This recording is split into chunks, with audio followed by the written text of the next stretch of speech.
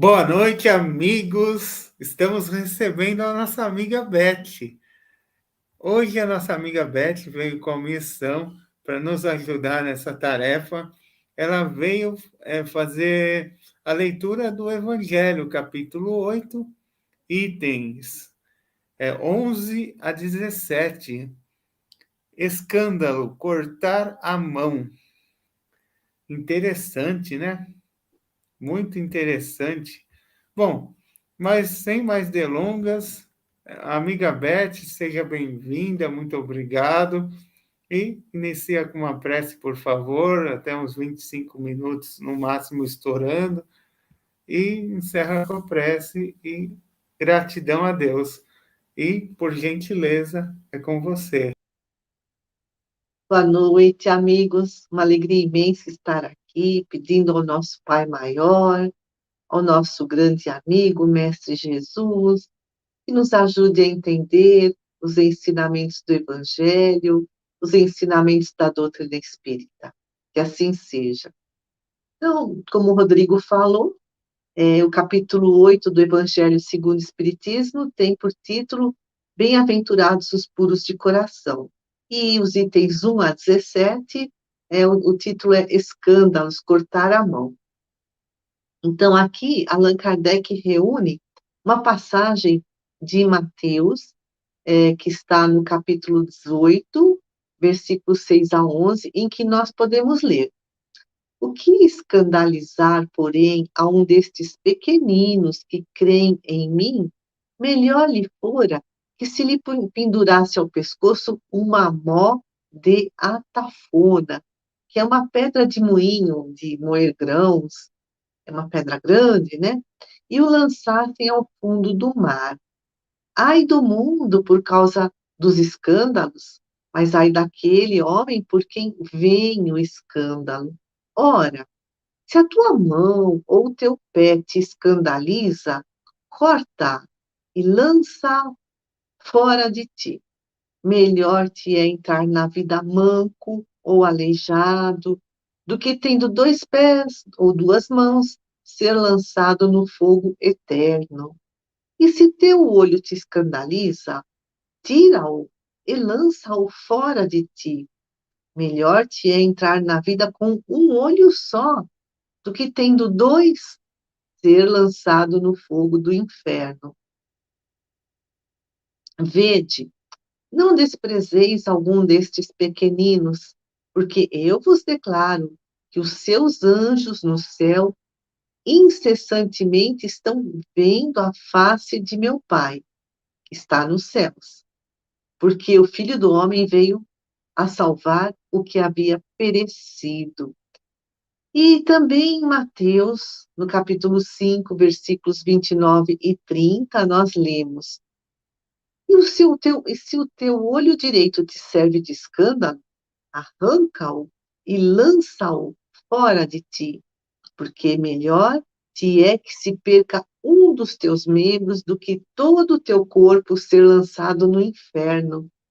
E se a tua mão direita te serve de escândalo, corta-a e lança-a fora de ti, porque melhor é que se perca um dos teus membros do que todo o teu corpo ir para o inferno. E palavras fortes, não é verdade? Então, escândalo é um comportamento ou uma atitude que choca a moral, choca as conveniências, as normas, as tradições, as regras, e traz o prejuízo ao próximo. E lá nós lemos no Evangelho segundo o Espiritismo que há pessoas que evitam o escândalo para não perder a consideração das outras pessoas, mas procuram esconder os crimes que cometem. E Jesus diz que esses são os sepulcros brancos por fora, mas cheios de podridão por dentro, vasos limpos por fora, mas sujos por dentro. Então, no sentido evangélico, aqui no Evangelho de Jesus, escândalo não é só o que choca a consciência alheia, a opinião dos outros, mas também tudo que resulta dos vícios, das imperfeições, ou seja, das más ações. E aí nós lemos: é necessário que sucedam os escândalos no mundo, disse Jesus, porque os homens, sendo ainda imperfeitos, têm inclinação para o mal, e porque as más árvores dão maus frutos. Então, o mal é decorrente das nossas imperfeições, mas ninguém é obrigado a praticar o mal, porque nós lemos lá, é necessário que venha o escândalo, mas ninguém é obrigado a praticar o mal, a fazer algo escandalizante. Ninguém nasce com a tarefa de praticar o mal. Nós vemos déspotas, criminosos que passaram pela história da humanidade, mas isso foi um livre-arbítrio deles, da livre vontade deles, não nasceram com essa missão ou com essa tarefa. Então, por que que é necessário que venha o escândalo? Porque a Terra ainda é um planeta de provas e expiações. E Mateus fala: ai do mundo por causa dos escândalos. O mal ainda predomina no nosso planeta. E aí, por conta disso, acontecem esses choques intensos de interesses, de vícios entre uma pessoa e outra. Como dizem, né? O homem sofre por causa do próprio homem. Ou aquela frase: o homem é o lobo do próprio homem. Mas Deus faz sair o bem do mal. Mas lá também Allan Kardec faz uma pergunta e depois ele explica. Mas assim, né, se o planeta Terra é um planeta ainda tão cheio de maldades, as pessoas se ferem, se ofendem, prejudicam-se umas às outras, criam escândalos, e depois a outra revida, será que o mal duraria para sempre? E o próprio Allan Kardec explica: durará enquanto houver necessidade de resgate, porque nos mundos adiantados não há mais escândalos, não há mais más ações, más palavras, mas também não há mais necessidade de resgatar débitos, porque os homens e mulheres que vivem nesses mundos melhores, né, evolutivamente falando, já quitaram as suas dívidas. Deus cria constantemente. Então, sempre haverá mundos primitivos, depois esses mundos primitivos evoluem para mundos de provas e expiações, depois para mundo de regeneração, e assim esses mundos vão evoluindo. Porque o homem é criado simples e ignorante, e ele vai evoluindo, passando por todos esses estágios, até conquistar a sua perfeição relativa. Relativa, porque a perfeição absoluta só Deus possui. Mas, ai daquele que por quem venha o escândalo. Ou seja, aquele que pratica o mal por vontade própria, por livre-arbítrio, ele serve de instrumento à justiça divina, mas terá que resgatar esse mal que praticou. E aí, lemos no Evangelho um exemplo, né? Ele diz assim: é assim que um filho ingrato é uma punição ou uma prova para o pai que o suporta. Punição aqui no sentido de expiação, de ter que resgatar dívidas. Então, o filho ingrato pode ser uma punição ou uma prova, um resgate, uma aprovação ou né, uma prova para o pai que o suporta, porque esse pai talvez tenha sido um mau filho, que fez sofrer o pai, e agora sofre a pena de talião, que é o olho por olho, dente por dente, né? É o código de Hammurabi, que foi rei da Babilônia há séculos antes de Cristo. Mas esse filho, ele é culpado por ser ingrato, e aí ele será castigado, mas castigado entre aspas, ou seja, ele foi ingrato. Então, agora ele tem um débito na sua consciência. E ele passará por alguma situação difícil, tendo também filhos ingratos, ou qualquer outra forma de expiação. Então, prova, o espírito escolhe para evoluir. Mas expiação a expiação é imposta pela lei divina para resgatar os erros do passado. que estão, né, na consciência, esses débitos que ficam acumulados na nossa consciência. E aí, quando lemos, se a tua mão te serve de escândalo, corta. Isso também é figurativo, não podemos tomar ao pé da letra. Lá no Evangelho segundo o Espiritismo, também nos explica. Aí, cortar a mão é, figurativamente falando, cortar as tendências viciosas, os maus hábitos, os maus pensamentos. Então, mais vale ter a mão cortada do que praticar a má ação. Ser privado da vista do que seus olhos servirem para maus pensamentos, porque os olhos são os órgãos dos sentidos. Os olhos captam a luz e essa informação luminosa viaja pelo nervo óptico, vai até o cérebro e lá o cérebro percebe, né, na forma de imagens. E a partir de então o cérebro pensa nessas imagens. Por isso que, olha, né, lá, a gente lê lá no Evangelho de Jesus, ser privado da vista, né, porque para que os olhos não sirvam aos maus pensamentos. E Jesus fala, né, esses olhos, eles precisam, né, preferível ser retirado, mas retirados também é figurativo, cortar ou retirar as nossas más tendências, as imperfeições. O Chico Xavier, inclusive, falava, é preferível receber o mal do que praticar o mal. Então, aquela pessoa que recebe o mal e perdoa, ela está quitando seus débitos. Mas aquela pessoa que pratica o mal está aumentando o seu saldo devedor.